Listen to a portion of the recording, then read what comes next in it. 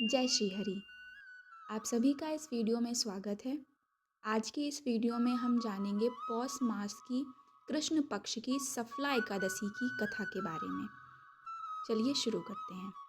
एक बार युधिष्ठिर ने पूछा, स्वामी, पौष मास के कृष्ण पक्ष की जो एकादशी होती है उसका क्या नाम है, उसकी क्या विधि है तथा उसमें किस देवता की पूजा की जाती है, यह बताइए। भगवान श्री कृष्ण ने कहा, राजेंद्र, बतलाता हूँ, सुनो। बड़ी बड़ी दक्षिणा वाले यज्ञों से भी मुझे उतना संतोष नहीं होता जितना एकादशी के व्रत के अनुष्ठान से होता है। इसलिए सर्वथा प्रयत्न करके एकादशी का व्रत करना ही चाहिए। पौष मास के कृष्ण पक्ष में सफला नाम की एकादशी होती है। उस दिन विधि विधान से जो भगवान नारायण की पूजा करता है, एकादशी उसका कल्याण करती हैं। अतः इसका व्रत अवश्य करना उचित ही है। जैसे नागों में शेषनाग, पक्षियों में गरुड़, देवताओं में श्री विष्णु तथा मनुष्यों में ब्राह्मण श्रेष्ठ हैं, उसी प्रकार संपूर्ण व्रतों में एकादशी तिथि का व्रत श्रेष्ठ है। राजन, सफला एकादशी के दिन नाम मंत्रों का उच्चारण करके फलों के द्वारा श्री हरि का पूजन करें। नारियल के फल, सुपारी, नींबू, अनार, आंवला, लौंग, बेर तथा विशेषतः आम के फलों से देवेश्वर हरि की पूजा करनी चाहिए। इसी प्रकार धूप दीप से भी भगवान की अर्चना करें। सफला एकादशी को विशेष रूप से दीपदान करने का विधान है। रात को वैष्णव पुरुषों के साथ जागरण करना चाहिए। जागरण करने वाले को जिस फल की प्राप्ति होती है वह हजारों वर्ष तपस्या करने से भी नहीं मिलता। अब सफला एकादशी की शुभकारिणी कथा सुनो। चंपावती नाम से विख्यात एक पुरी है जो कभी राजा महिष्मति की राजधानी थी। राजा महिष्मति के 5 पुत्र थे। उनमें से जो ज्येष्ठ था वह सदा पाप कर्म में ही लगा रहता, पर स्त्रीगामी और वैश्यासक्त था। उसने पिता के धन को पाप कर्म में ही खर्च किया। वह सदा दुराचारी तथा ब्राह्मणों का निंदक था। वैष्णवों और देवताओं की भी हमेशा निंदा किया करता था। अपने पुत्र को ऐसा पापचारी देखकर राजा महिष्मत ने राजकुमारों में उसका नाम लुम्बक रख दिया। फिर पिता और भाइयों ने मिलकर उसे राज से बाहर निकाल दिया। लुम्बक उस नगर से निकलकर गहन वन में चला गया। वहीं रहकर उस पापी ने प्राय समूचे नगर का धन लूट लिया। एक दिन वह जब चोरी करने के लिए नगर में आया तो रात में पहरा देने वाले सिपाहियों ने उसे पकड़ लिया। किंतु जब उसने अपने को राजा महिष्मत का पुत्र बतलाया तो सिपाहियों ने उसे छोड़ दिया। फिर वह पापी वन में लौट आया और प्रतिदिन मांस तथा वृक्षों के फल खाकर जीवन निर्वाह करने लगा।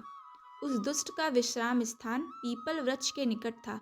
वह बहुत वर्षों का पुराना पीपल का वृक्ष था। उस वन में वह वृक्ष एक महान देवता माना जाता था। पाप बुद्धि लुम्बक वहीं निवास करता था। बहुत दिनों के पश्चात एक दिन किसी संचित पुण्य के प्रभाव से उसके द्वारा एकादशी के व्रत का पालन हो गया। पौष मास के कृष्ण पक्ष की दशमी के दिन लुम्बक ने वृक्षों के फल खाए और वस्त्रहीन होने के कारण रात भर जाड़े का कष्ट भोगा। उस समय ना तो उसे नींद आई और न आराम ही मिला। वह निष्प्राण सा हो रहा था। सूर्योदय होने पर भी उस पापी को होश नहीं हुआ। सफला एकादशी के दिन भी लुम्बक बेहोश पड़ा रहा। दोपहर होने पर उसे चेतना प्राप्त हुई। फिर इधर उधर दृष्टि डालकर वह आसन से उठा और लंगड़े की भांति बार बार लड़खड़ाता हुआ वन के भीतर गया। वह भूख से दुर्बल और पीड़ित हो रहा था। राजन, उस समय लुम्बक बहुत से फल लेकर ज्यों ही विश्राम स्थान पर लौटा त्यों ही सूर्यदेव अस्त हो गए। तब उसने वृक्ष की जड़ में बहुत से फल निवेदन करते हुए कहा, इन फलों से लक्ष्मीपति भगवान विष्णु संतुष्ट हों। यूं कहकर लुम्बक ने रात भर नींद नहीं ली। इस प्रकार अनायास ही उसने इस व्रत का पालन कर लिया। उस समय सहसा आकाशवाणी हुई, राजकुमार, तुम सफला एकादशी के प्रसाद से राज और पुत्र दोनों प्राप्त करोगे। बहुत अच्छा कहकर उसने वह वरदान स्वीकार किया। इसके बाद उसका रूप दिव्य हो गया। तब से उसकी उत्तम बुद्धि भगवान विष्णु के भजन में लग गई। दिव्य आभूषणों की शोभा से संपन्न होकर उसने अकंटक राज्य प्राप्त किया और 15 वर्षों तक उसका संचालन करता रहा। उस समय भगवान श्री कृष्ण की कृपा से उसके मनोज्ञा नामक पुत्र उत्पन्न हुआ। जब वह बड़ा हुआ तब लुम्बक ने तुरंत ही राज्य की ममता छोड़कर उसे अपने पुत्र को सौंप दिया और वह भगवान श्री हरि के समीप चला गया, जहाँ जाकर मनुष्य कभी शोक में नहीं पड़ता। इस प्रकार जो सफला एकादशी का उत्तम व्रत करता है वह इस लोक में सुख भोग कर मरने के पश्चात मोक्ष को प्राप्त होता है। संसार में वे मनुष्य धन्य हैं जो सफला एकादशी के व्रत में लगे रहते हैं, उन्हीं का जन्म सफल है।